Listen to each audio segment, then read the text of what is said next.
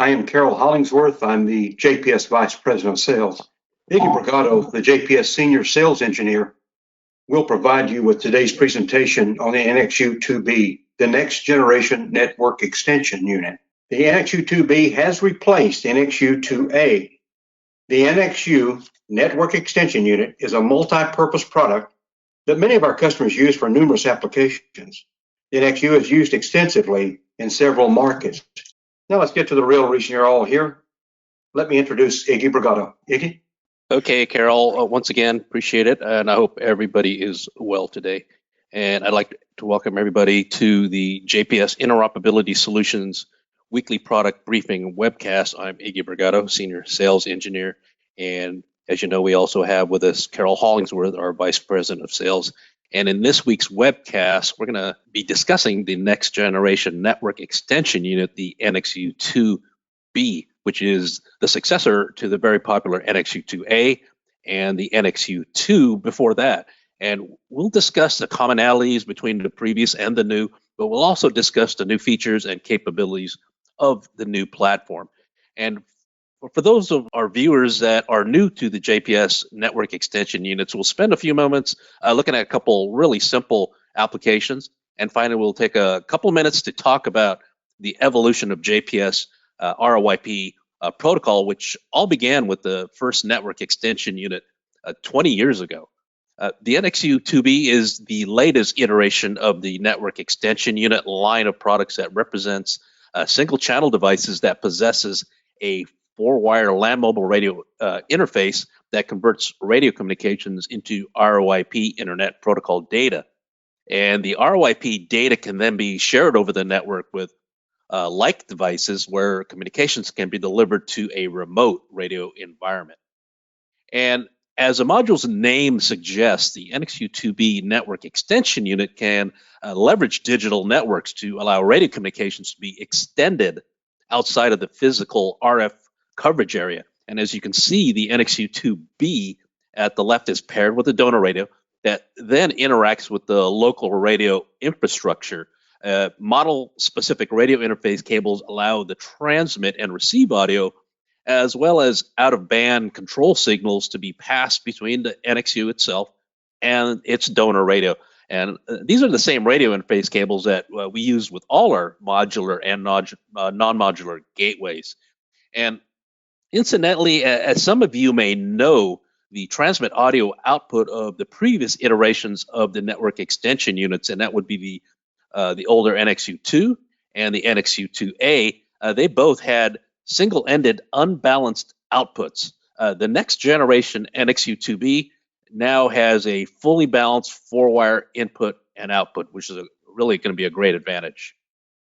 And in this example, when a donor radio is in a receive state, the radio can then trigger the NXU with different core sensing methods. And the NXU can accept a physical hardwire core control signal, either an active high or an active low. It can also use Vox or even VMR, which is voice modulation recognition.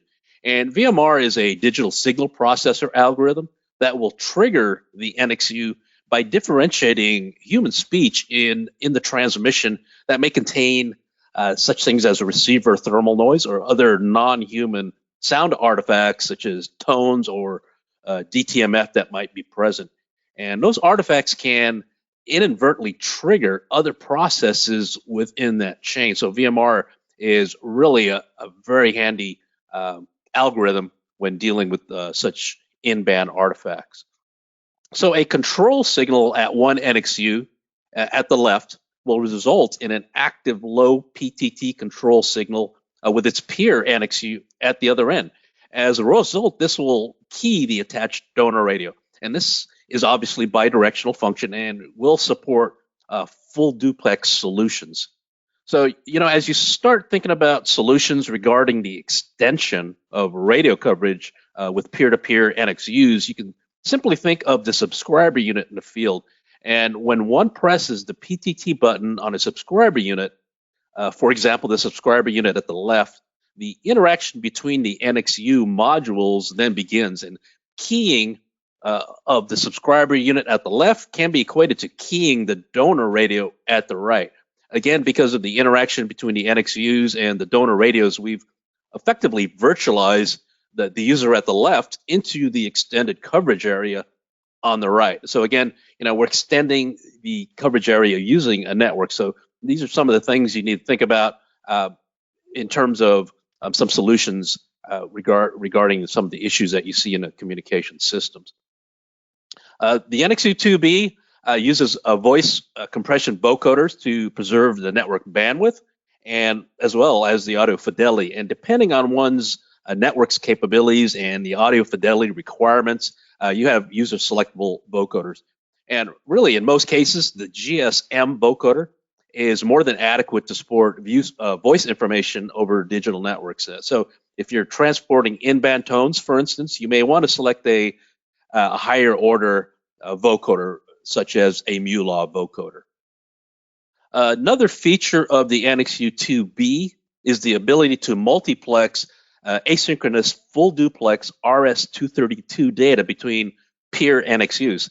And to illustrate this feature, I've attached a computer to the DB9 RS-232 interface on the NXU2B module at the left. And at the peer NXU, we can connect a serial cable to a device that has an RS-232 serial control or supervisory function. And in this example, we may choose to remotely manage a generator, for instance, and this can very well be a land mobile radio with a serial interface.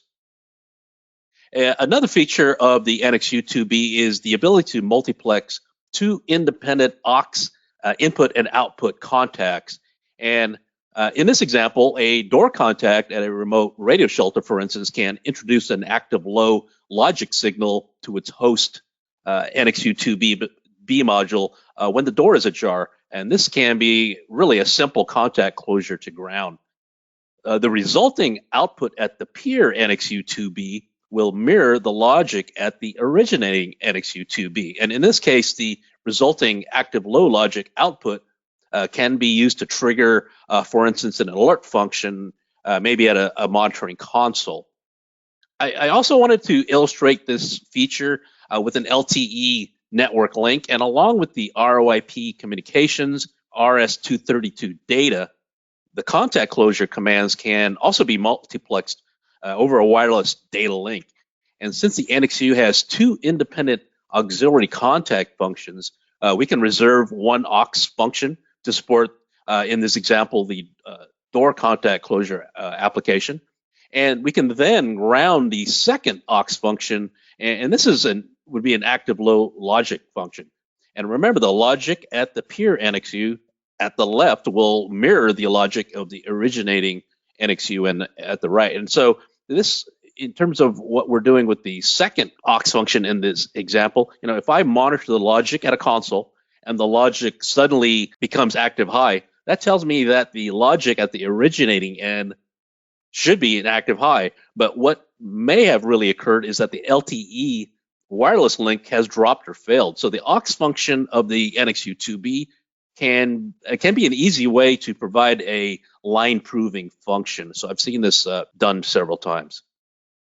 So let's take a moment to talk about a handful of specifications, and those can really easily be described from the NXU2B's browser configuration screen of the module.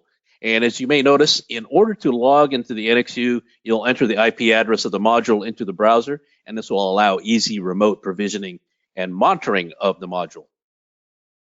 So one of the big advantages of JPS RoIP protocol is the client-server association model that modules use to connect to other modules and begin sharing radio or telephony communications over a TCP/IP network. So the client-server association model states that modules assigned as clients are provisioned to connect to specific modules provisioned as a server. So clients connect to servers. And once the association is established, UDP, RoIP data can then flow in both directions. And because of this model, the JPS RoIP protocol is a high survivability link, and it is self-healing. And so if the link is broken and then reestablished, the RoIP data path will begin flowing once again without human intervention. Because one NXU2B is provisioned as a client. In this example, we must state which NXU2B it should connect to. We enter the server IP address and port value, as you can see on the right. So making the connection is very simple. Tell the client module the IP address and the port of the server module. It really can't be any simpler than that. And of course, port forwarding at the firewall. This can even occur over the internet. We also provide a few communication modes, and there are 3 communication modes that can be used to better support different requirements. And so the normal mode is the most common operational mode, where 2 NXU2B modules operate in a peer-to-peer configuration, just like 2 tin cans on a string. And this is the most common mode. And this can also include a link to, for instance, a modular gateway, or an ACU1000 or an ACU2000. The other mode is the multicast mode, and this allows multiple NXU2B modules to share radio communications over a flat network. And when one NXU is in a receive state, all other NXUs in multicast mode will key their donor radios. And this can include dozens of NX2B modules, or even other JPS products such as ACU gateways. And this mode is network dependent, so make certain the network is able to support multicast or internet group multicast protocol. The last communication mode is the connectionless communication mode, and is used with special applications such as JPS wide area interoperability system controllers, such as Waze. This mode is commonly used with push-to-talk over cellular applications such as JPS Via or ESChat, and primarily uses UDP for transport over the network.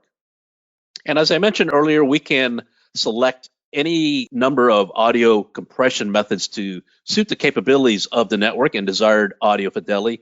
And this is really primarily about balance. So for those of you that have deployed NXU2s and NXU2As in the past, you'll notice that we no longer support the adaptive differential pulse code modulation vocoders, the ADPCM vocoders, but we continue to support GSM and the MULA vocoders, as they're really by far the most popular speech compression algorithms that our customers use. Those would be 13 and 64 kilobits per second, respectively. And so we're currently considering developing an encryption algorithm, and we want to conserve processor headroom for that and other new functionalities that we're going to be introducing with the NXU2B in hopefully in the near future. Also mentioned earlier, we can select a method used to trigger the module when the connected donor radio is in a received state. And VMR, or voice modulation recognition, is really a necessity when the donor radio is amplitude modulated, such as an aircraft radio, an aviation radio, or an HF radio, which can, in many cases, exhibit intrinsically noisy background audio. And this is usually attributed to the thermal receiver noise of the AM receiver. So for us, VMR, which is a proprietary algorithm, has been instrumental in allowing, for instance, US Northcom to use their specialized radios with public safety radios. We also have a function called port inhibit, and the NXU2B can also mitigate effects of common audio artifacts of the radio infrastructure, which can include the hang time or squelch tail of the transmitter at the receiver site. So one effect is called repeater ping pong, and this is where the squelch tail from a disparate repeater inadvertently triggers an unsquelched event on the other disparate repeater through the paired NXUs. Even a courtesy tone or MDC 1200 or even an ANI IDing tone sequence can trigger a similar ping-ponging effect that's common in baseband gateways. And this effectively renders all subscriber units within those talk groups unusable. The NXU2B can also internally store or buffer audio to mitigate the loss of the first syllable or words at the beginning of a transmitted stream. So transmit and receive audio delay can be used to compensate for process delays internally to the NXU2B module itself, as well as the radio and infrastructure such as trunked or satellite radio systems. The module also can store up to 5,000 milliseconds of audio in 1 millisecond increments. And remember, in a full duplex system, such as a telephone system, an audio delay or buffering is not a good thing. But in a duplex radio environment, delay in most cases really can be your best friend. And when the audio is released from the audio buffers, audio has nowhere else to go but to the attached donor radio. So don't be afraid to use audio delay within a duplex radio environment. And probably one of the most welcomed additions is the ability to remotely adjust the receive and transmit audio levels going to and from the attached donor radio. And the past iterations of the network extension unit, the receive and transmit audio levels were adjusted from physical pots at the rear of the module. And this will certainly help in remote maintenance or troubleshooting activities. And incidentally, the dynamic range of the transmit as well as the receive audio levels is 36 dB. Those are some of the most significant specifications and improvements. And improvements also include a smaller footprint and a much better processor, and which will provide better and newer functionality in the future. And incidentally, the unit is still powered by 12 volts DC and is also supplied with a 112 and a 230 volt AC power adapter. So let's talk applications. And as the module's name suggests, if we have a situation where we need to extend radio coverage, a pair of NXU 2B modules or even associating an NXU to an ACU gateway, for instance, can add reliability and can be cost-effective resolution in the case of the lack of coverage in some situations.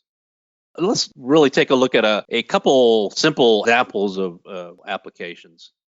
And this is really kind of a perfect example of isolated radio coverage areas. And this can also be a situation in an unfriendly RF environment, such as a shipboard communications where metal walls and bulkheads can degrade radio coverage. And by strategically placing NXU2 network extension units between coverage regions and implementing a simple network, in this example here, I've got a very simple Ethernet cable, those isolated regions can be linked. And remember, we can provision multiple NXU 2B modules to operate in a multicast architecture. In this example, we can place an NXU 2B paired with a donor radio on each level of a tunnel system and backhaul the radio communications to the surface, for example. And we can even implement, as I mentioned earlier, multicast communication mode. This will allow multiple NXU 2Bs to be placed in different tunnels to act as a distributed interoperable gateway. Right? So again, we're talking about extending radio coverage. And because the client-server association model that we described earlier, incorporating one of JPS RoIP vocoder algorithms, reliability and survivability of the RoIP link can be realized over challenging networks like LTE or satellite networks. And remember, this is a self-healing link that'll essentially repair itself without human intervention. And because nearly every product that JPS designs today and manufactures contains JPS RoIP protocol capabilities, the NXU 2B module can even extend a channel of an ACU multi-channel gateway. And this is a perfect example of a centralized gateway having the ability to reach out to remote radio coverage areas and allow consolidated communications over very large geographical regions. And remember, these can be simple 13 kilobit self-healing links. And as you may recall from our previous webcasts, we discussed the Z2 controller and the ACU Z1 and the ability of the NXU 2B to work seamlessly in those environments, utilizing dynamic bridge channels and RoIP channels to create these remote links between remote assets. All right, so I want to finish up with a little history that describes the beginnings of JPS RoIP, and this will also help us describe a new feature of the NXU 2B. But before we continue, I do have a poll question, and the poll question is, what is this? What is this thing? Is it a VGA to HDMI adapter, audio crossover adapter, ferrite noise filter, or a gender changer? And this is going to be a really easy poll. So I really want to show you a timeline of our NXU network extension units since the early 2000s. Just after the development of the ACU 1000 gateway, as you can see in the timeline, Doug Hall, he's one of our longtime senior staff engineers. By the way, he's responsible for the development of the NXU 2B and the QMT 1B modules. he developed the original NXU2 back in 2000, and this was our first ever RoIP capable product. At that time, Doug designed an entirely unique and new digital signal processor that incorporated our proprietary RoIP protocol. And this protocol is very radio-centric and is truly optimized for radio communications. And the NXU2 was specifically designed to work with the ACU1000, which is pretty remarkable. And as Carroll mentioned, today the NXU is used in so many different and unique applications. So let's see how the NXU2 was important to the first ACU1000s and see why it was specifically designed for the ACU1000. So let's take a look at a vintage ACU1000, specifically the rear of the chassis. We also have two disparate donor radios attached to the gateway with radio interfaces cables. And so incidentally, we still have nearly 400 radio-specific models of radio interface cables in our catalogs. And just like the NXU2B, transmit and receive audio as well as control signals pass between the donor radio and the device. In this case, that would be an ACU. And so here's a close-up of the connection at the ACU and the interface cable, and the red dot represents where PTT control signal is applied. I'm going to use this specific control signal just as an example, and the signal comes out of the ACU and then is applied to the radio interface cable. I wanted to use the PTT control path as sort of a reference. Naturally, transmit and receive audio takes similar paths between the gateway and the donor radio in this case. And for PTT, this is specifically pin 12. And so this is really a good example of centralized interoperability. So let's see how we can remotely position the UHF radio. We've been talking about extending coverage areas. So let's move the radio to a remote location. All right, so let's add a pair of NXU2 modules linked together with a TCP/IP network. NXU at the upper right is paired with the same donor radio that was at the ACU gateway. And it was simply moved to a remote location with an NXU. And remember, we're extending the coverage. The peer NXU is then attached to the rear of the ACU gateway, and it is now able to take the audio that was supposed to go to the attached donor radio and now converts that to the voice communications to RoIP data. And incidentally, the NXU module at the gateway is connected to a DSP1 module in the slot in the front. And this is a module we no longer manufacture. And at that time, it did not have any RoIP capabilities. And again, at that time, in the early 2000s, the NXU was our only product that contained RoIP capabilities. However, we have been manufacturing the DSP2 module for many years, and it does incorporate RoIP capabilities, and that's evident by the Ethernet port. And literally everything we produce now is RoIP capable. So let's continue following the PTT control signal as it passes into the head end NXU2 at the left. And remember, the control signal is digitally multiplexed with the RoIP data and will eventually emerge from the far end NXU and then finally to the donor radio via the radio interface cable at the right. So let's take a final look at the path of the PTT control signal as it arrives at the far end donor radio at the right. And remember, transmit and receive audio and core control signals take a similar path, back and forth. Take a look at the red dot on each connector, and that represents the path of the PTT control signal from the ACU gateway on its way to the remote NXU at the right. And yes, you've probably seen the discontinuity, and particularly the second connector at the right. And because of the chain of cabling and devices and the network, the transmit and receive audio and the control signals have crossed paths. All right, so here's the answer to the poll question. What is this? And it is the audio crossover adapter, and it's used to uncross the transmit and receive audio and control signals between the remote NXU at the right and its radio interface cable. And for 20 years, we've been supplying audio crossover adapters with each and every NXU2 and NXU2A module, and is required when the radio interface cables are attached directly to earlier NXUs. Since most of our modules that populate our gateways are now RoIP capable, we no longer need to connect the NXU directly to our gateways. And as you can see on the left, the DSP2 modules have eliminated the head-end NXUs at the gateway. So the final new feature of the NXU2B next generation network extension unit is we no longer need to use audio crossover adapters. And now that's a big deal, particularly for our technical support team. And for 20 years, we've regularly dealt with end users that forget to use the audio crossover adapter with the radio interface cables. So I'd like to thank all of you for joining our webcast today. And if you need more information regarding the next generation network extension unit, the NXU2B, you can always call us directly or visit our website at jpsinterop.com. And so, Carroll, do you have something you want to close with? Thank you very much. We thank you so much for being with us. Have a good day.